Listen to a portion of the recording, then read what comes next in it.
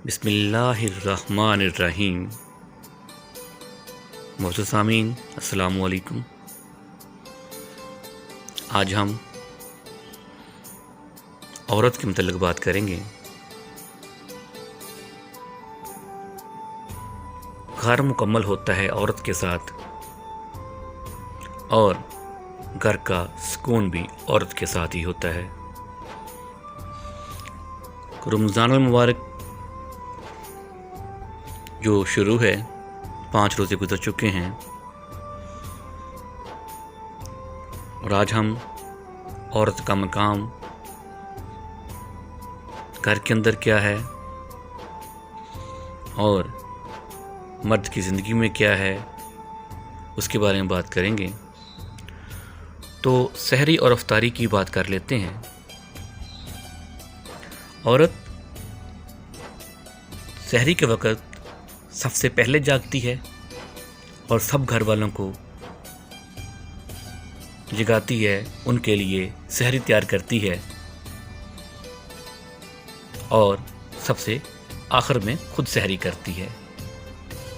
عورت سب سے پہلے اٹھتی ہے، سب کے لیے سحری تیار کرتی ہے، سب کو سحری کرواتی ہے، لیکن سب کے بعد خود سحری کرتی ہے۔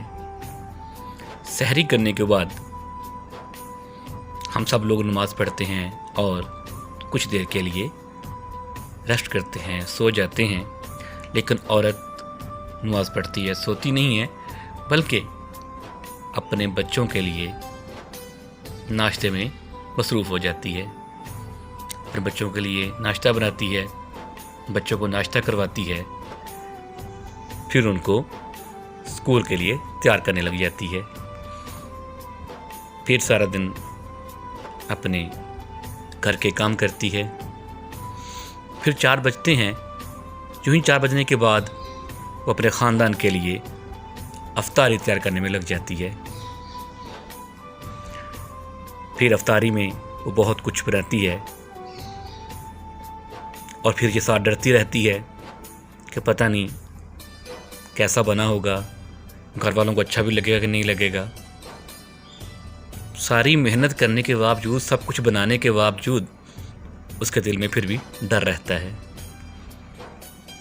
میرے ہسبینڈ کو کیا پسند ہے، وہ اپنے ہسبینڈ کے پسند کی چیز بناتی ہے۔ میرے بچوں کو کیا پسند ہے، میرے ساس اور سسر کو کیا پسند ہے، وہ ان کے لیے، ان کی پسند کے لیے، ان کی پسند کا الگ چیزیں بناتی ہے۔ اور پھر افطاری بنا رہی ہوتی ہے، اور ساتھ ساتھ اپنے شوہر کے موڈ کو بھی دیکھ رہی ہوتی ہے کہ وہ غصہ تو نہیں کر رہے، چیزیں لیٹ تو نہیں ہو رہی، جو ان کو پسند تھا میں نے وہ تو نہیں بنایا، جو ان کو نہیں پسند تھا کہیں وہ تو نہیں بنا رہی، جو ان کو پسند ہے کیا وہی بنا رہی ہوں۔ اذان سے پہلے دسترخوان لگاتی ہے اور کھانا دسترخوان پر لگا دیتی ہے۔ تو ہم لوگ کیا کرتے ہیں کہ اس بیچاری عورت جس نے سارا دن سانس لے کر نہیں دیکھا، تو ہم کیا کرتے ہیں، 2 روٹی کھاتے ہیں، کھانا کھاتے ہیں، اور پھر ہم کہتے ہیں کہ لسی میں نمک نہیں ہے، دودھ ٹھنڈا نہیں ہے، افطاری پوری نہیں بنائی۔ یہ نہیں سوچا کہ جو بیچاری یہ کھانا، یہ سارا کچھ بنا رہی ہے، اس نے خود بھی افطاری کرنی ہے، اس نے خود بھی افطاری کی ہے کہ نہیں کی ہے، اور وہ بیچاری کیا کرتی ہے، سب کو کھانا کھلاتی ہے، ساس سسر کا خیال رکھتی ہے، ان کی پسند کی چیزیں بنا کے دسترخوان پہ لگا دیتی ہے۔ جب وہ سارے افطاری کر لیتے ہیں تو پھر وہ کمرے میں جا کے خود افطاری کرتی ہے۔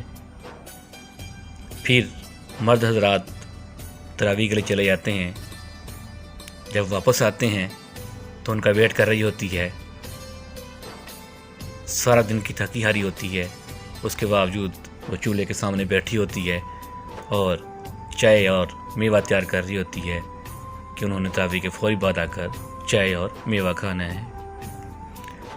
سب سو جاتے ہیں اور وہ سحری کے لیے کچھ چیزیں تیار کرتی ہے، اس کے بعد وہ بستر پر رہتی ہے، اور نیکسٹ ڈے پھر سب سے پہلے سحری کے لیے اٹھتی ہے۔ اگر خدا نخواستہ عورت نہیں جاگتی سحری لیٹ ہو جاتی ہے تو سب خاندان کا نزلہ بیچاری عورت پر گرتا رہتا ہے، سارا دن اس کو کوستے رہتے ہیں۔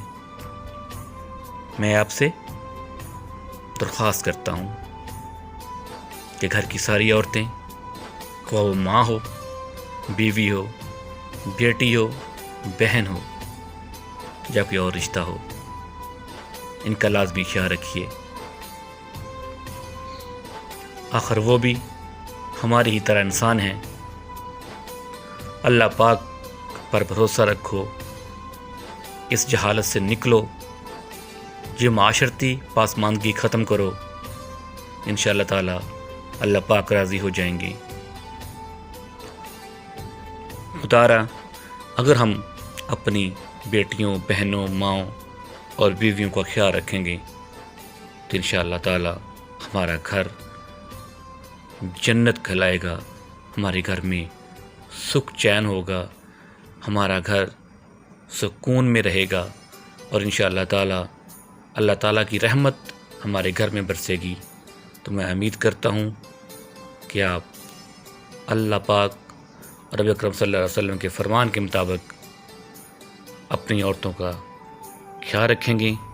انشاءاللہ تعالی پھر آپ دیکھیے گا کہ گھر آپ کا سکون سے بھر جائے گا، آپ کا گھر رزق سے بھر جائے گا، آپ کے گھر سے بیماریاں ختم ہو جائیں گی انشاءاللہ تعالی۔ اللہ تعالیٰ آپ کو اور مجھے عمل کی توفیق عطا فرمائے۔ اللہ حافظ۔